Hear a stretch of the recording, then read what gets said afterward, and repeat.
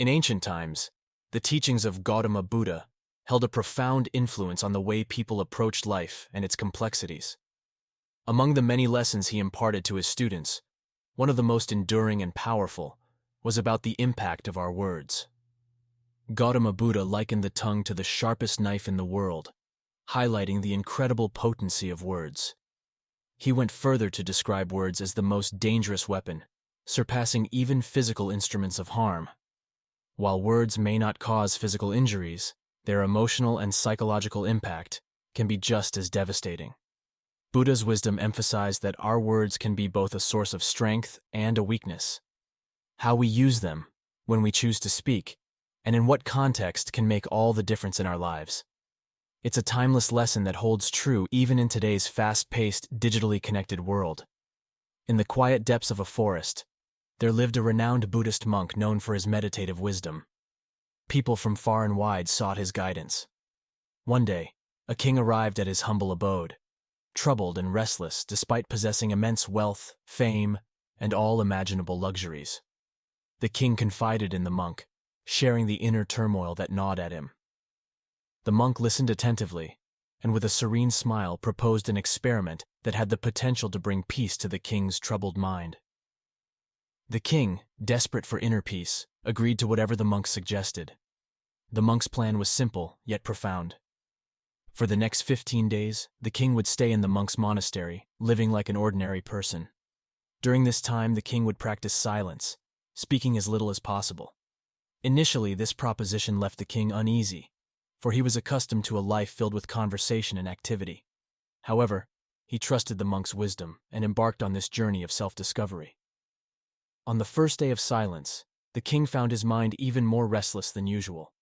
Thoughts and questions surged like turbulent waves, and he felt an uncomfortable urge to speak.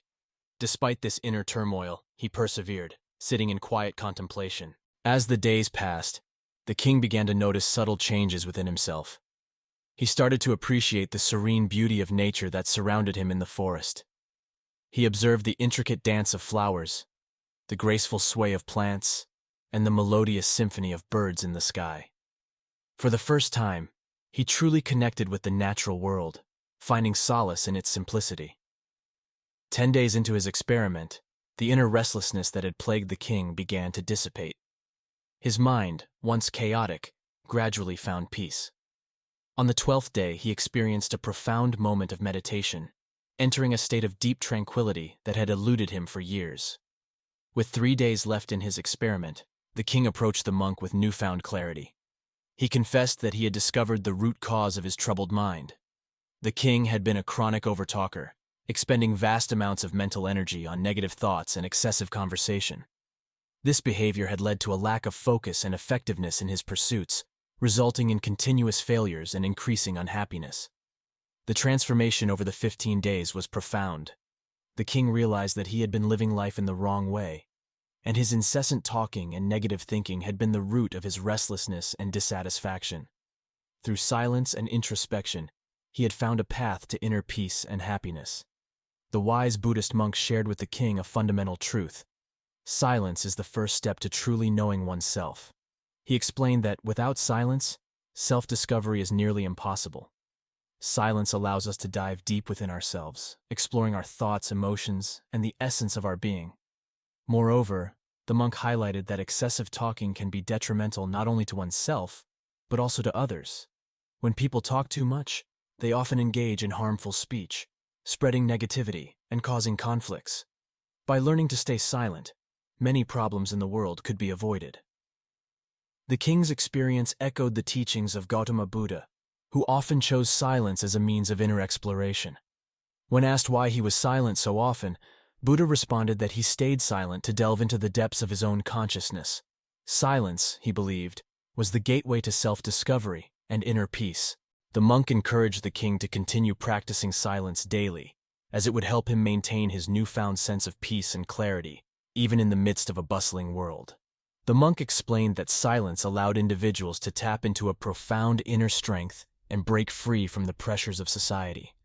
As the king left the monastery, he carried with him the invaluable lesson that silence was not a void, but a source of strength. It allowed individuals to connect with their inner selves, find peace, and use words thoughtfully and positively when they chose to speak. In the days that followed, the king practiced silence and solitude for at least 20 minutes each day. These moments of introspection brought about positive changes in his life. He found himself better equipped to concentrate on tasks, communicate honestly, and build stronger relationships. He became a living testament to the transformative power of silence.